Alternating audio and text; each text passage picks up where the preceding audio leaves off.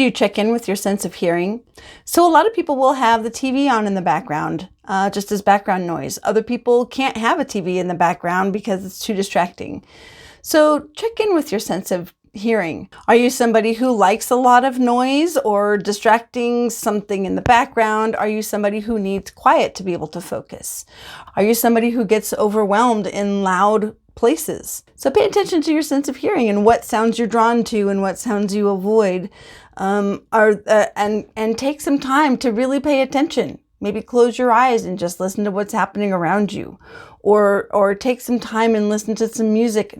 Not have it on in the background while you're doing other things, but really listen to it and hear those rhythms and hear the different instruments and the timing and the tone and the notes and the lyrics, if there are any.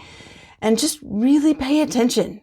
Just checking in with your sense of hearing provides a great sense of self-awareness that can really help us. And with checking with all of our senses, provides us with that self-awareness that can help us in so many other things. Because we are not just isolated, a collection of isolated senses. We're a whole working system. Please like, share, and comment, and feel free to subscribe to my channel. If you'd like to learn more, please find the link in the description to this video and click the link for my Sensory Literacy Starter Kit. Thank you so much. I'm Shana of Sense Mindful Integration, and remember to mind your senses.